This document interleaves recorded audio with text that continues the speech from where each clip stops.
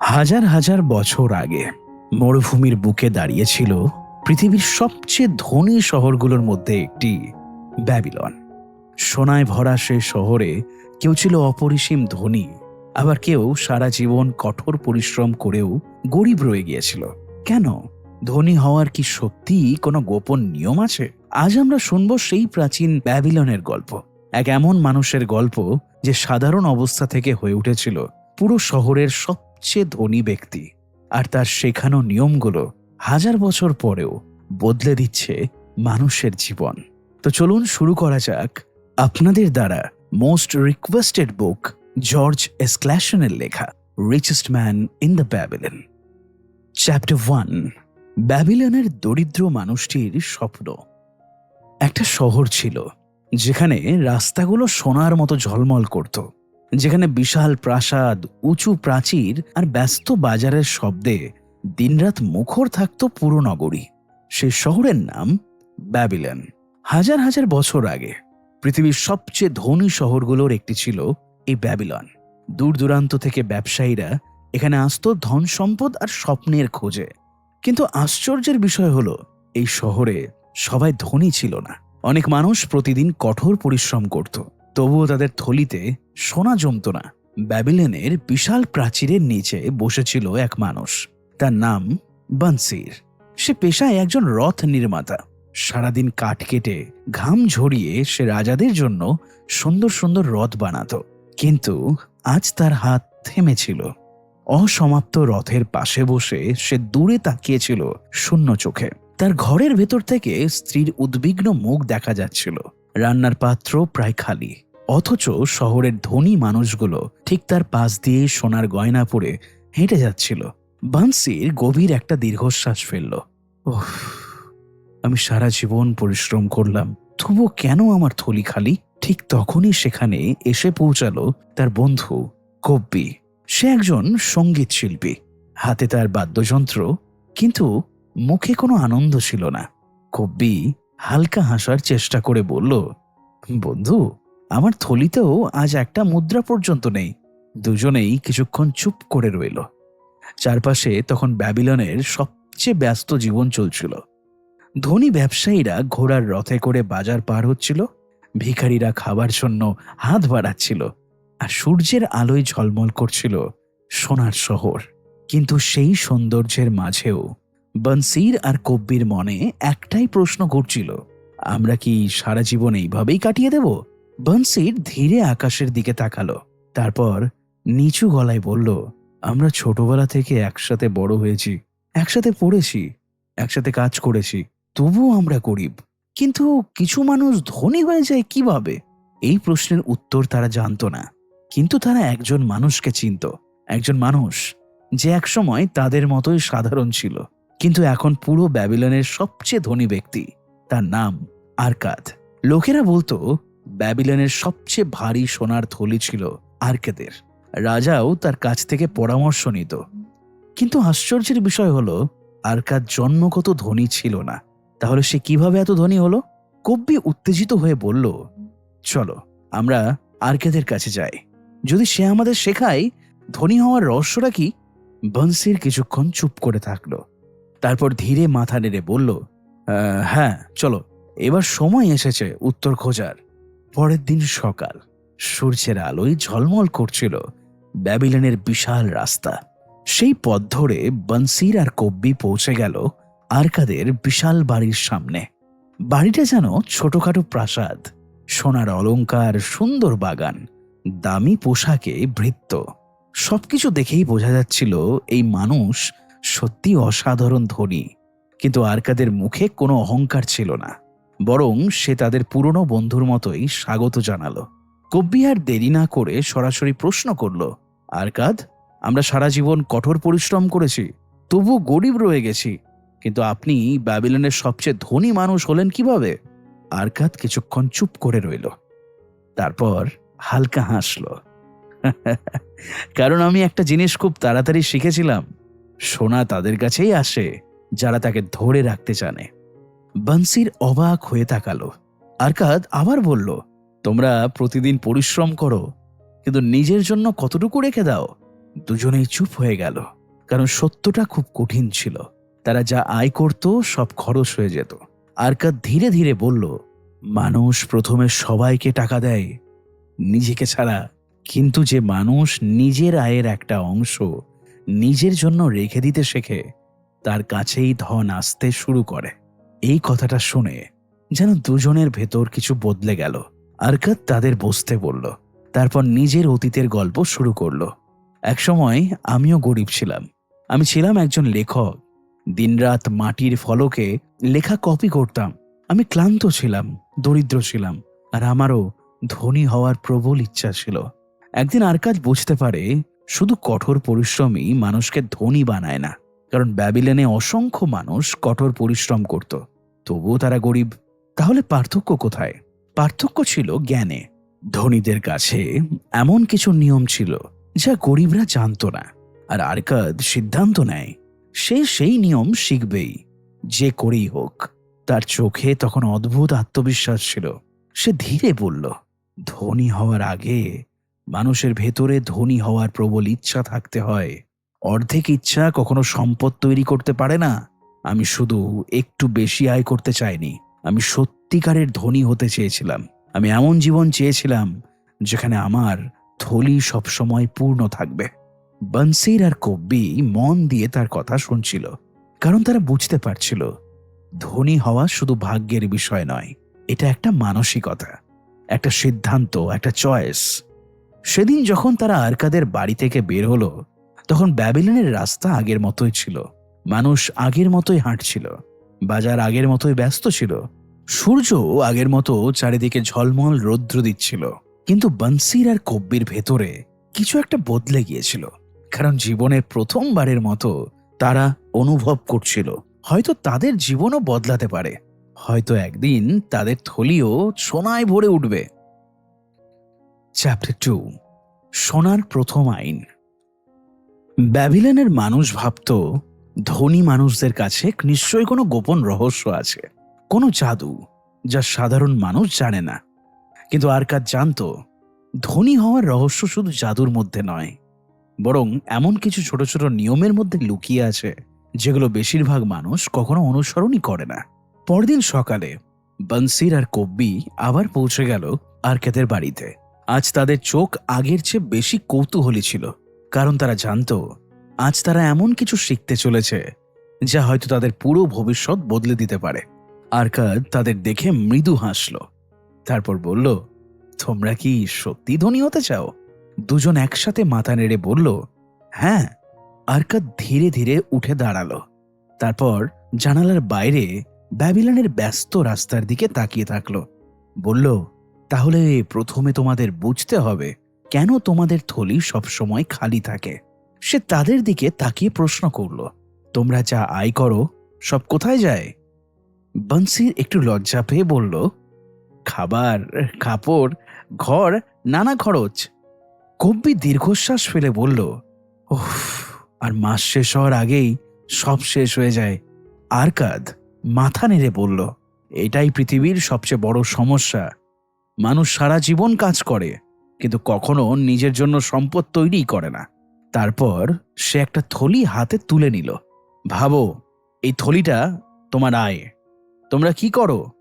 প্রথমে বাজারকে দাও, তারপর কাপড় বিক্রেতাকে দাও, তারপর বাড়িওয়ালাকে দাও, তারপর সবাইকে দাও।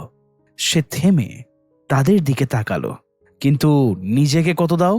দুজনেই চুপ হয়ে গেল। নিজেকে কি সবার প্রথম দাও? দুজনেই তার দিকে চেয়ে তাকাচ্ছে, কারণ তারা কখনো এইভাবে চিন্তাই করেনি। ঘরের ভেতর নীরবতা নেমে এলো। তারপর আরকাদ ধীরে ধীরে বলল, আপনার উপার্জনের অন্তত 10 ভাগের 1 ভাগ আপনার নিজের। বনসির অবাক হয়ে বলল, কিন্তু আমরা তো অনেক কষ্টে চলি, আরো টাকা আলাদা করে রাখবো কিভাবে? আরকাদ হালকা হাসল, মানুষের চাহিদার শেষ নেই, আয় বাড়লে খরচও বাড়ে। আপনি যদি নিজের জন্য আগে টাকা না রাখেন, তাহলে সারা জীবনই অন্যদের জন্য কাজ করে যাবেন। তারপর সে আবার বলল, প্রথমে নিজেকে টাকা দাও, বাকিটা দিয়ে জীবন চালাও। এই সাধারণ কথাটার মধ্যেই লুকিয়েছিল ব্যাবিলনের সবচেয়ে শক্তিশালী সম্পদের নিয়ম। আরকাদ এবার নিজের অতীতের একটা গল্প বলতে শুরু করলো। যখন আমি তরুণ ছিলাম, আমি প্রতিদিন কঠোর পরিশ্রম করতাম, কিন্তু মাস শেষে আমার থলি খালি থাকতো। একদিন সে সিদ্ধান্ত নেয়, যাই হোক না কেন সে নিজের আয়ের 10 ভাগের 1 ভাগ জমাবে। প্রথম কয়েক মাস খুব কঠিন ছিল, কারণ সে আগের মতো সবকিছু কিনতে পারছিল না। কিন্তু ধীরে ধীরে সে একটা জিনিস বুঝতে পারল, মানুষ আসলে অনেক অপ্রয়োজনীয় জিনিসে টাকা খরচ করে, আর সেই খরচই তাদের গরিব রাখে। আরকাদ ধীরে বলল, যেদিন আমি নিজের জন্য সোনা জমাতে শুরু করলাম, সেদিন থেকেই আমার জীবন বদলাতে শুরু করলো। একদিন ব্যাবিলনের এক ধনী অর্থ ঋণদাতা আরকাদের কাছে আসে। তার নাম ছিল অ্যালগামিস। সে আরকাদকে একটা গুরুত্বপূর্ণ কাজ দেয়। পুরো রাত জেগে কাজ শেষ করতে হবে। আরকাদ সেই কাজ করে দেয়, কিন্তু কাজের বদলে সে শুধু টাকা চাইল না, সে চাইল জ্ঞান। আরকাদ বলল, আমাকে বলুন কিভাবে ধনী হওয়া যায়। অ্যালগামিস কিছুক্ষণ চুপ করে রইল, তারপর বলল, যদি আপনি আপনার উপার্জনের একটা অংশ নিজের জন্য রেখে দেন, তাহলে আপনি সম্পদের পথে হাঁটতে শুরু করে দিয়েছেন। এই কথাটাই আরকাদের জীবনের মোড় ঘুরিয়ে দেয়। সে প্রতিদিন নিয়ম মেনে সোনা জমাতে শুরু করে।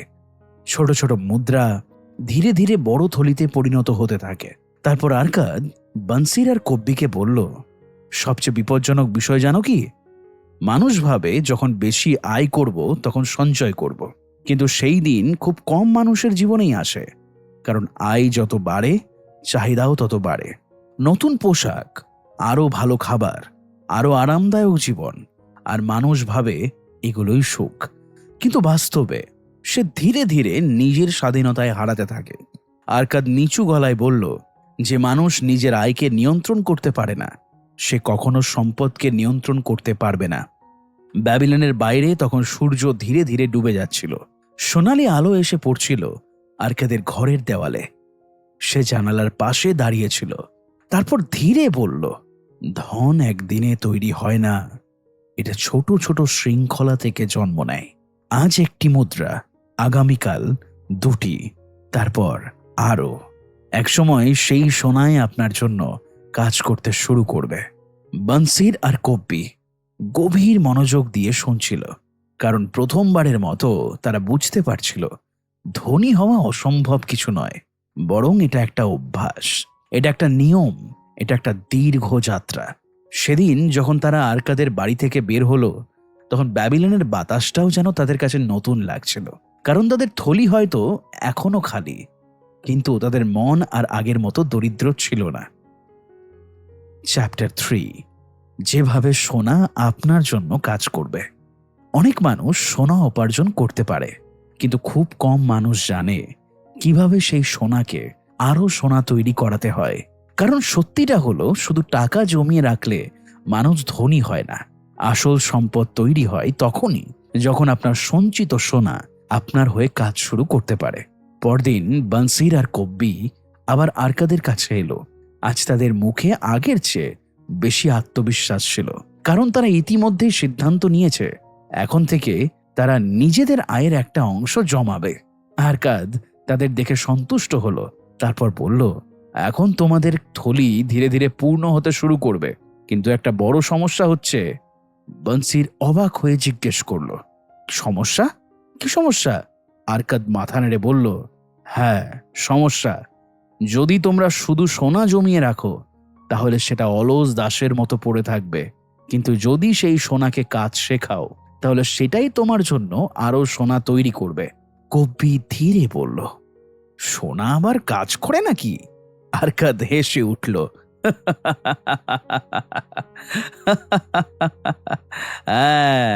আর এই রহস্যটাই মানুষকে সত্যিকারই ধনী বানায়। কিছুক্ষণ চুপ করে থেকে আরকাদ নিজের পুরনো দিনের কথা মনে করল। তারপর বলল, আমি যখন প্রথম সোনা জমাতে শুরু করি, তখন আমি খুব উত্তেজিত ছিলাম। আমি চেয়েছিলাম খুব দ্রুত ধনী হতে। একদিন সে তার জমিয়ে রাখা সব সোনা এক ইট প্রস্তুতকারকের হাতে তুলে দেয়। লোকটা তাকে বলেছিল সে দূর দেশ থেকে দামি রত্ন এনে দেবে। আরকাদ বিশ্বাস করে ফেলেছিল, কিন্তু কয়েক মাস পর লোকটা ফিরে আসে, আর আরকাদ বুঝতে পারে সেগুলো আসলে রত্ন নয়, সব নকল। তার সব সোনা হারিয়ে যায়। ঘরের ভেতর নীরবতা নেমে এলো। তারপর আরকাদ ধীরে বলল, অজ্ঞ মানুষের কাছে পরামর্শ চাওয়া সবচেয়ে বড় বোকামি। বানসির বিস্মিত হয়ে বলল, আপনি কিভাবে এমন ভুল করলেন? আরকাদ হালকা হাসল, কারণ আমি লোভী হয়ে পড়েছিলাম। আমি এমন একজনের কথা বিশ্বাস করেছিলাম যে রত্ন সম্পর্কে কিছুই জানত না। তারপর সে বলল, যদি আপনি মাছ ধরার পরামর্শ চান তাহলে নিশ্চয় জেলেকে জিজ্ঞেস করবেন। রত্নের বিষয়ে জানতে চাইলে রত্ন ব্যবসায়ীর কাছে যাবেন, আর সম্পদের বিষয়ে শিখতে চাইলে তাদের কাছ থেকে শেখো যারা ইতিমধ্যেই সফল। কপ্পি ধীরে মাথা নেড়ে বলল, মানে ভুল মানুষের পরামর্শ মানুষকে নিঃস্ব করে দিতে পারে? আরকাদ বলল, ঠিক তাই। ব্যাবিলনে অসংখ্য মানুষ শুধু এই ভুলের কারণেই দরিদ্র হয়ে গেছে। তারপর আরকাদ তাদের সামনে একটা ছোট থলি রাখলো। ভাবো, এই থলির ভেতরে 10টি সোনার মুদ্রা আছে। এখন যদি এই সোনা এমন কাজে লাগানো যায় যেখানে এটা আরো সোনা তৈরি করবে, তাহলে কি হবে? বানসির ধীরে বলল, তাহলে সোনার সংখ্যা বাড়বে। আরকাদ হাসল, এবং সেই নতুন সোনাগুলো আবার আরো সোনা তৈরি করবে। এইভাবেই সম্পদ জন্ম নেয়। তার চোখে তখন গভীর আত্মবিশ্বাস ছিল। ধনী মানুষ শুধু কাজ করে না, তার সঞ্চিত সোনাও তার হয়ে কাজ করে। ব্যাবিলনের আকাশ ধীরে ধীরে অন্ধকার হয়ে আসছিল। আরকাদ জানলার বাইরে তাকিয়ে বলল, সময় হলো সম্পদের সবচেয়ে বড় বন্ধু। ছোট একটি বীজ যেমন সময় পেলে বিশাল গাছে পরিণত হয়, ঠিক তেমনি ছোট সঞ্চয়ও সময়ের সাথে বিশাল সম্পদে পরিণত হতে পারে। তারপর সে একটা উদাহরণ দিল। ধরো, একজন তরুণ নিয়মিত সোনা জমাচ্ছে, আর সেই সোনা তাকে আরো সোনা এনে দিচ্ছে।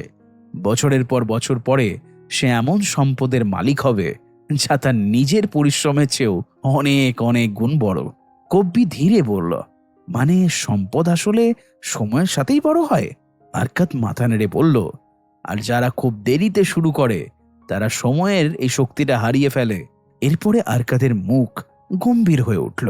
সে ধীরে বলল, ব্যাবিলনের বেশিরভাগ মানুষ একটা ভুল করে। তারা আজকের আনন্দের জন্য আগামীকালের সম্পদকে নষ্ট করে। দামি পোশাক, অপ্রয়োজনীয় উৎসব, দেখানো জীবন, শো অফ। মানুষ ভাবে এগুলোই সফলতা। বাইরের লোককে দেখালে হয়তো আমার মানসম্মান বৃদ্ধি পাবে, কিন্তু বাস্তবে তারা নিজেদের ভবিষ্যৎকে বিক্রি করে দেয়। আরকাদ নিচু গলায় বলল, যে মানুষ নিজের ইচ্ছাকে নিয়ন্ত্রণ করতে পারে না, সে কখনো ধনকে ধরে রাখতে পারবে না।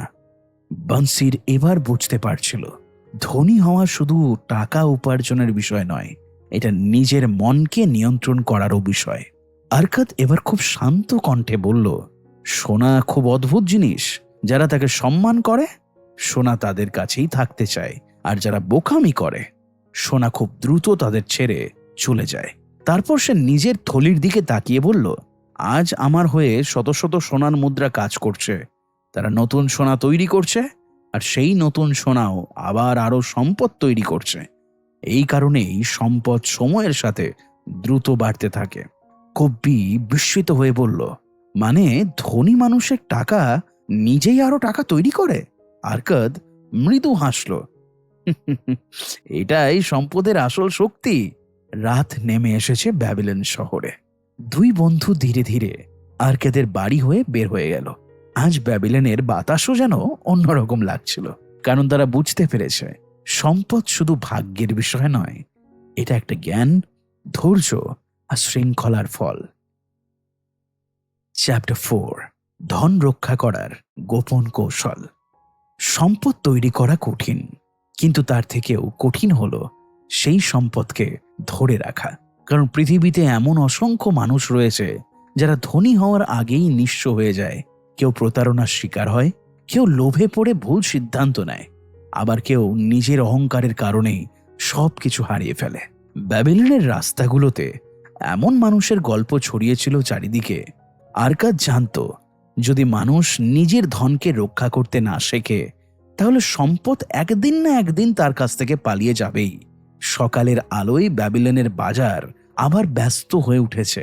কিন্তু আজ বানসির আর কব্বির মনে নতুন এক ভয় কাজ করছিল। তারা এখন বুঝতে পারছে সোনা জমানো সম্ভব, কিন্তু যদি একদিন সব হারিয়ে যায়, এই প্রশ্ন নিয়েই তারা আবার আরকাদের কাছে গেল। আরকাদ যেন আগেই তাদের মনের কথা বুঝতে পেরেছিল। সে বলল, যে মানুষ সোনা অর্জন করে সে খুব দ্রুত একটা নতুন ভয় অনুভব করে, সব হারানোর ভয়। কব্বি ধীরে বলল, কারণ মানুষ ভুল সিদ্ধান্ত নিতে পারে। আরকাদ মাথা নেড়ে বলল, আর সেই কারণেই বেশিরভাগ মানুষ ধনী হতে পারে না। তারপর আরকাদ তাদের ব্যাবিলনের কিছু মানুষের গল্প শোনাতে শুরু করলো। আমি এমন মানুষ দেখেছি যারা বহু বছর ধরে সোনা জমিয়েছে, কিন্তু এক মুহূর্তের লোভে সব হারিয়ে ফেলেছে। কেউ এমন ব্যবসায় টাকা দিয়েছে যেটা সে নিজেই বুঝতো না। কেউ বন্ধুর মিষ্টি কথায় বিশ্বাস করেছে, আবার কেউ অবাস্তব লাভের স্বপ্নে নিজের সম্পদ তুলে দিয়েছে প্রতারকদের হাতে। আরকাদ গভীর কণ্ঠে বলল, লোভ মানুষের চোখ অন্ধ করে দেয়, আর যখন মানুষ সহজে ধনী হতে চায় তখনই সে সবচেয়ে বেশি বিপদে পড়ে যায়। বনসির ধীরে জিজ্ঞেস করল, তাহলে কিভাবে বুঝবো কোন সিদ্ধান্ত নিরাপদ? আরকাদ বলল, জ্ঞান ছাড়া কোনো সম্পদ নিরাপদ নয়। তারপর সে ধীরে ধীরে বলতে শুরু করল, ব্যাবিলনের ধনী মানুষরা 5টি গুরুত্বপূর্ণ নিয়ম মেনে চলে। এই নিয়মগুলোই সোনাকে তাদের কাছে ধরে রাখে। সোনা সেই মানুষের কাছেই আসে যে নিয়মিত নিজের ভবিষ্যতের জন্য সঞ্চয় করে। সোনা খুশি মনে সেই মানুষের জন্য কাজ করে যে তাকে বুদ্ধিমানের মতো কাজে লাগায়। সোনা নিরাপদ থাকে তখনই যখন জ্ঞানীদের পরামর্শ মেনে বিনিয়োগ করা হয়। সোনা খুব দ্রুত হারিয়ে যায় যখন মানুষ এমন কাজে বিনিয়োগ করে যা সে বোঝে না। আর যে মানুষ অবাস্তব লাভের স্বপ্ন দেখে তার কাছ থেকে সোনা পালিয়ে যায়। ঘরের ভেতর নিস্তব্ধতা নেমে এলো, কারণ প্রতিটা নিয়ম যেন জীবনের বাস্তব সত্যের মতো শোনাচ্ছিল। এরপর আরকাদ আরো গম্ভীর হয়ে গেল। সে বলল, মানুষের সবচেয়ে বড় দুর্বলতা হলো দ্রুত ধনী হওয়ার লোভ। যখন কেউ বলে খুব কম সময়ে দ্বিগুণ লাভ হবে, তখন মানুষ নিজের বুদ্ধি ব্যবহার করাই বন্ধ করে দেয়। তারপর সে একটা গল্প বলল। ব্যাবিলনের যুবক তার সব সোনা এমন এক ব্যবসায় দেয় যেখানে অল্প সময়ে বিশাল লাভের প্রতিশ্রুতি দেওয়া হয়েছিল। কয়েক মাস পর সব টাকা হারিয়ে যায়, কারণ পুরো বিষয়টাই ছিল প্রতারণা। আরকাদ ধীরে বলল, সোনা অর্জন করতে সময় লাগে, তাই সত্যিকারের সম্পদও ধীরে ধীরে তৈরি হয়। যারা শর্টকাট খোঁজে তারা সাধারণত পথ হারিয়ে ফেলে। ব্যাবিলনের বাইরে তখন মরুভূমির গরম বাতাস বইছিল। আরকাদ জানলার পাশে দাঁড়িয়ে বলল, ধন রক্ষা করার সবচেয়ে বড় অস্ত্র হলো জ্ঞান। আপনি যদি কোনো ব্যবসা না বোঝেন তাহলে সেখানে সোনা দেবেন না। আপনি যদি কারো চরিত্র না জানেন তাহলে তাকে বিশ্বাস করবেন না। তারপর সে আবার বলল, সফল মানুষরা সব সময় শেখে, কারণ তারা জানে অজ্ঞতা খুব ব্যয়বহুল। কবি ধীরে বলল, মানে ধনী হওয়ার জন্য শুধু টাকা থাকলেই হয় না? আরকাদ মৃদু হাসল, না, ধনী হওয়ার জন্য দরকার বুদ্ধিমান সিদ্ধান্ত। এরপর আরকাদ ধীরে ধীরে হাঁটতে শুরু করলো। তার কণ্ঠ আরো গভীর হয়ে উঠল। সম্পদের অনেক শত্রু আছে, কিন্তু তাদের বেশিরভাগকে দেখা যায় না। অহংকার, লোভ, অতিরিক্ত আত্মবিশ্বাস, অজ্ঞতা, এই 4টি জিনিসই অসংখ্য মানুষকে নিঃস্ব করেছে। আরকাদ বলল, মানুষ ভাবে তার শত্রু বাইরে, কিন্তু বাস্তবে সবচেয়ে বিপজ্জনক শত্রু তার নিজের ভেতরেই থাকে। বনসির এবার চুপচাপ বসে রইল, কারণ সে বুঝতে পারছিল সম্পদের লড়াইটা শুধু বাইরের নয়, এটা নিজের মনকেও নিয়ন্ত্রণ করার লড়াই। সূর্য ধীরে ধীরে অস্ত যাচ্ছিল।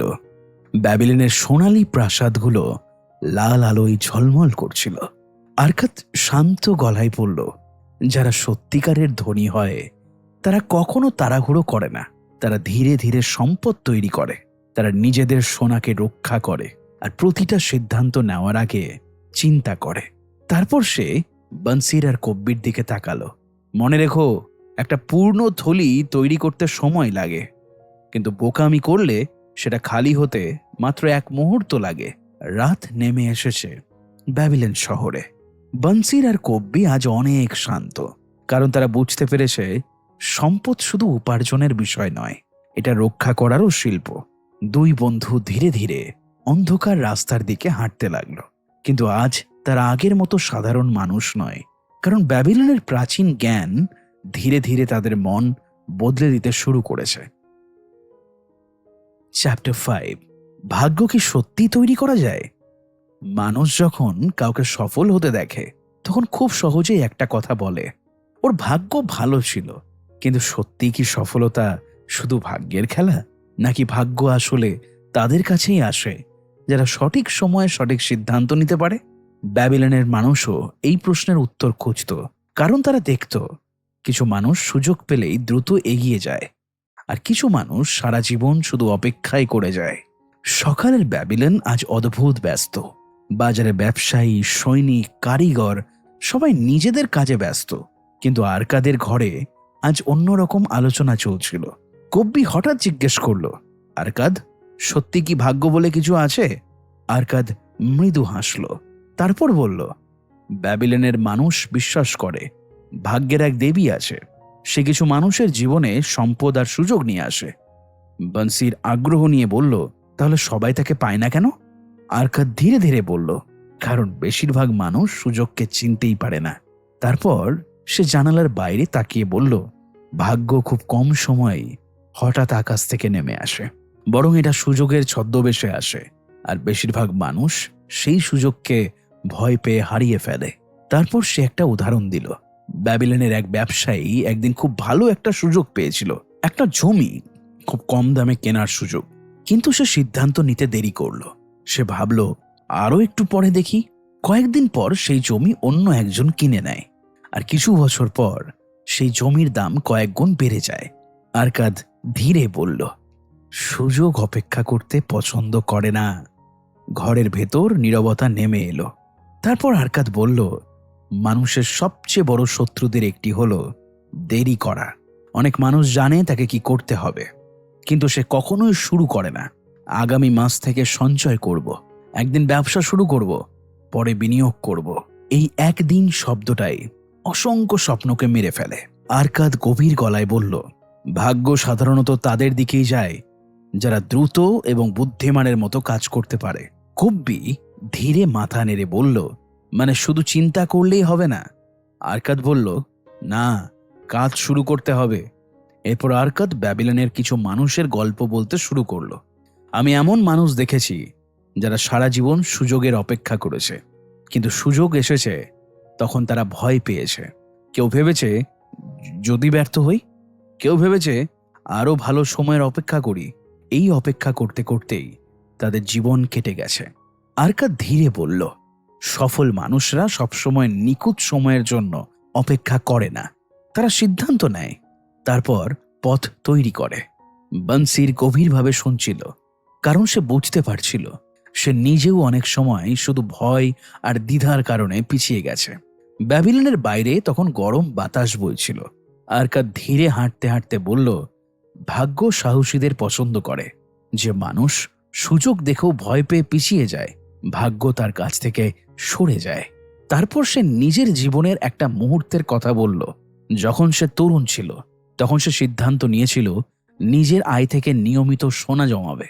অনেকে তাকে নিয়ে হাসাহাসি করেছিল, কেউ বলেছিল এইভাবে কেউ ধনী হয় না, কিন্তু আরকাদ থামেনি, কারণ সে জানত ছোট ছোট সঠিক সিদ্ধান্তই একদিন বড় সম্পদ তৈরি করবে। কব্বি এবার জিজ্ঞেস করল, তাহলে কি সব ঝুঁকি নেওয়াই ভালো? আরকাদ মাথা নেড়ে বলল, না, বোকামি আর সাহস এক জিনিস নয়। অজ্ঞ হয়ে ঝুঁকি নেওয়া বিপজ্জনক, কিন্তু জ্ঞান নিয়ে সুযোগকে কাজে লাগানো, এটাই বুদ্ধিমানের কাজ। তারপর সে বলল, ভাগ্য সাধারণত প্রস্তুত মানুষের দিকেই আসে, কারণ তারা সুযোগ এলে দ্রুত সিদ্ধান্ত নিতে পারে। বনসির ধীরে বলল, মানে ভাগ্য আসলে প্রস্তুতি আর কাজের ফল। আরকাদ মৃদু হাসল, অনেকটাই তাই। সূর্য ধীরে ধীরে অস্ত যাচ্ছিল, ব্যাবিলনের আকাশ লাল হয়ে উঠেছে। আরকাদ শেষবারের মতো বলল, প্রতিটা মানুষের জীবনেই সুযোগ আসে, কিন্তু সবাই সেই দরজাটা দেখতে পায় না। কেউ ভয় পায়, কেউ দেরি করে, কেউ অলসতা করে, আর সেই কারণেই ভাগ্য তাদের পাশ কাটিয়ে চলে যায়। তারপর সে বনসির আর কব্বির দিকে তাকালো। মনে রেখো, ভাগ্যকে খুঁজে পাওয়া যায় না, ভাগ্যকে তৈরি করতে হয়। রাত নেমে এসেছে ব্যাবিলন শহরে। আজ বনসির আর কব্বির চোখে নতুন আত্মবিশ্বাস, কারণ তারা বুঝতে পেরেছে সফলতা শুধু ভাগ্যের ব্যাপার নয়, এটা সাহস, শৃঙ্খলা আর দ্রুত সঠিক সিদ্ধান্ত নেওয়ার ফল। দুই বন্ধু ধীরে ধীরে ব্যাবিলনের অন্ধকার রাস্তায় হাঁটতে লাগলো, কিন্তু আজ তাদের মনে আর আগের মতো ভয় নেই, কারণ তারা এখন বুঝতে শুরু করেছে মানুষের ভবিষ্যৎ অনেকটাই তার নিজের সিদ্ধান্তের উপর নির্ভর করে। চ্যাপ্টার 6, দাসত্ব থেকে স্বাধীনতা। মানুষের জীবনে সবচেয়ে ভারী শৃঙ্খল কোনটা জানো? লোহার শিকল নয়, কারাগারের দেওয়ালও নয়। সবচেয়ে ভয়ঙ্কর শৃঙ্খল হলো ঋণ। এমন এক বোঝা যা ধীরে ধীরে মানুষের স্বাধীনতা, শান্তি আর আত্মবিশ্বাস কেড়ে নেয়। ব্যাবিলনের অসংখ্য মানুষ এই অদৃশ্য শিকলে বন্দী ছিল। কেউ বিলাসিতার কারণে, কেউ ভুল সিদ্ধান্তের কারণে, আবার কেউ শুধু নিজের দুর্বলতার কারণে। সকালের আলোয় ব্যাবিলন ধীরে ধীরে জেগে উঠছিল। আরকাদ আজ খুব শান্ত ছিল।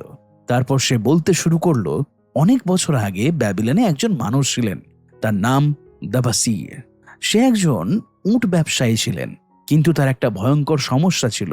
সে নিজের আয় থেকে বেশি খরচ করত। নতুন জিনিস কেনা, বিলাসিতা, অপ্রয়োজনীয় খরচ। ধীরে ধীরে সে ঋণের মধ্যে ডুবে যেতে থাকে। প্রথমে সে ভাবত পরে শোধ করে দেব, কিন্তু ঋণ ধীরে ধীরে পাহাড়ের মতো বড় হয়ে গেল। একসময় এমন অবস্থা এলো, লোকেরা তার উপর বিশ্বাস হারিয়ে ফেলল। বন্ধুরা দূরে সরে গেল, তার নিজের পরিবারও কষ্টে পড়ে গেল। দাবাসির লজ্জায় ব্যাবিলন ছেড়ে পালিয়ে গেল। সে ভেবেছিল শহর ছেড়ে চলে গেলেই হয়তো সমস্যা শেষ হয়ে যাবে, কিন্তু বাস্তবতা ছিল ভিন্ন। কারণ মানুষ নিজের সমস্যা থেকে পালাতে পারে, কিন্তু নিজের মন থেকে কখনোই পালাতে পারে না। কিছুদিন পর দাবাসির মরুভূমিতে দাস হিসেবে বিক্রি হয়ে যায়। একসময় যে মানুষ স্বাধীন ছিলেন, সে এখন অন্যের আদেশে বেঁচে আছে। রাতের অন্ধকারে সে প্রায়ই আকাশের দিকে তাকিয়ে ভাবত, আমি কিভাবে এখানে এসে পৌঁছালাম। একদিন এক মহিলা তাকে একটা প্রশ্ন করল, আপনি কি সত্যিই একজন স্বাধীন মানুষের আত্মা নিয়ে বেঁচে আছেন, নাকি আপনি নিজের দুর্বলতার দাস হয়ে গেছেন? এই কথাটা দাবাসিরের ভেতর গভীর আঘাত করল। সেই রাতেই সে বুঝতে পারল তার সবচেয়ে বড় শত্রু ঋণ নয়, তার সবচেয়ে বড় শত্রু ছিল তার নিজেরই দুর্বল মানসিকতা। সে সবসময় সহজ পথ খুঁজেছিল, দায়িত্ব এড়িয়ে গিয়েছিল, নিজেকে নিয়ন্ত্রণ করতে পারেনি, আর সেই কারণেই তার জীবন ধ্বংস হয়ে গিয়েছিল। সেই রাতেই দাবাসির একটা সিদ্ধান্ত নেয়, সে আর পালাবে না, সে নিজের জীবন আবার ফিরিয়ে আনবে। অনেক কষ্টের পর সে ব্যাবিলনে ফিরে আসে, কিন্তু এবার সে আগের মানুষ নয়। তার চোখে নতুন দৃঢ়তা। সে নিজের সব ঋণের তালিকা তৈরি করে, তারপর প্রতিটা ঋণদাতার কাছে গিয়ে বলে, আমি তোমাদের টাকা ফিরিয়ে দেব, হয়তো সময় লাগবে, কিন্তু আমি পালাবো না। অনেকেই তাকে বিশ্বাস করেনি, কিন্তু দাবাসির এবার সত্যি বদলে গিয়েছিল। সে নিজের আয়ের একটা নিয়ম তৈরি করলো। নিজের জন্য সঞ্চয় করবে, পরিবার ও প্রয়োজনীয় খরচ চালাবে, আর ধীরে ধীরে ঋণ শোধ করবে। প্রথমে পথটা খুব কঠিন ছিল, কারণ সে আগের মতো বিলাসিতা করতে পারছিল না, কিন্তু ধীরে ধীরে তার ঋণ কমতে শুরু করলো। মানুষ আবার তাকে বিশ্বাস করতে শুরু করলো, আর সবচেয়ে গুরুত্বপূর্ণ বিষয়, সে নিজের আত্মসম্মান ফিরে পেল। আরকাদ এবার বানসির আর কব্বির দিকে তাকালো। তার কণ্ঠ গভীর ও শান্ত। অনেক মানুষ ভাবে ধনী হওয়া মানে শুধু অনেক সোনা থাকা, কিন্তু সত্যিকারের সম্পদ হলো স্বাধীনতা। এমন জীবন যেখানে আপনি ঋণের দাসও নয়, যেখানে আপনার সঞ্চয় আছে, যেখানে আপনার সম্মান আছে, সেখানে আপনার ভবিষ্যৎ নিরাপদ। তারপর সে বলল, সম্পদ শুধু থলিতে জন্মায় না, এটা মানুষের অভ্যাস, শৃঙ্খলা আর মানসিকতার ভেতর জন্মায়। বানসির আর কব্বি নিঃশব্দে শুনছিল, কারণ তারা বুঝতে পারছিল এই কয়েকদিনে শুধু তাদের জ্ঞানই বদলায়নি, তাদের চিন্তা ভাবনাও বদলে গেছে। আরকাদ শেষবারের মতো ব্যাবিলনের সেই শিক্ষাগুলো মনে করিয়ে দিল। নিজের আয় থেকে আগে নিজেকে পরিশোধ করো, খরচ নিয়ন্ত্রণ করতে শেখো, সঞ্চিত সোনাকে কাজে লাগাও, নিজের সম্পদকে ক্ষতি থেকে রক্ষা করো, ভবিষ্যতের জন্য প্রস্তুতি নাও, আয় করার ক্ষমতা বাড়াও, আর সুযোগ এলে দ্রুত ও বুদ্ধিমানের মতো কাজ করো। তারপর সে ধীরে বলল, এই নিয়মগুলো সাধারণ মনে হতে পারে, কিন্তু যারা এগুলো মেনে চলে, সময় ধীরে ধীরে তাদের পক্ষেই কাজ করতে শুরু করে। রাত নেমে এসেছে ব্যাবিলন শহরে। দূরে বিশাল প্রাসাদগুলো অন্ধকারের মধ্যে দাঁড়িয়ে আছে। বানসির আর কব্বি ধীরে ধীরে বাড়ির পথে হাঁটছে, কিন্তু তারা আর আগের মতো মানুষ নয়, কারণ তাদের থলি হয়তো এখনো সোনায় পূর্ণ হয়নি, কিন্তু তাদের মন বদলে গেছে। তারা এখনো জানে ধনী হওয়া ভাগ্যের বিষয় নয়, এটা শৃঙ্খলা, জ্ঞান, ধৈর্য আর নিজের ওপর নিয়ন্ত্রণের ফল। আরকাদ জানালার পাশে দাঁড়িয়ে দূরের শহরের দিকে তাকিয়েছিল। হয়তো সে জানতো একদিন ব্যাবিলন ধ্বংস হয়ে যাবে, তার প্রাসাদ মাটির নিচে চাপা পড়ে যাবে, কিন্তু তার শিক্ষাগুলো 1000 বছর পরেও মানুষের জীবনে বেঁচে থাকবে। কারণ সময় বদলায়, কিন্তু মানুষের লোভ, ভয়, স্বপ্ন আর সম্পদের নিয়ম কখনো বদলায় না। ব্যাবিলন আজ আর নেই, তার বিশাল প্রাসাদগুলো ধ্বংস হয়ে গেছে, কিন্তু সেই শহরের জ্ঞান আজও পৃথিবীর অসংখ্য মানুষকে শেখায় ধনী হওয়া শুরু হয় না থলিতে সোনা জমার মাধ্যমে, ধনী হওয়া শুরু হয় মানুষের চিন্তা ভাবনা বদলানোর মাধ্যমে। আজ পর্যন্ত আপনাদের বহু বহু রিকোয়েস্টেড বই richest man in the Babylon আপনাদের কেমন লাগলো আপনারা অবশ্যই কমেন্ট করে জানান। ভালো লাগলে শেয়ার করুন এবং এই ভিডিওটিকে লাইক করুন এবং সঙ্গে থাকুন অডিফিলে। Thank you.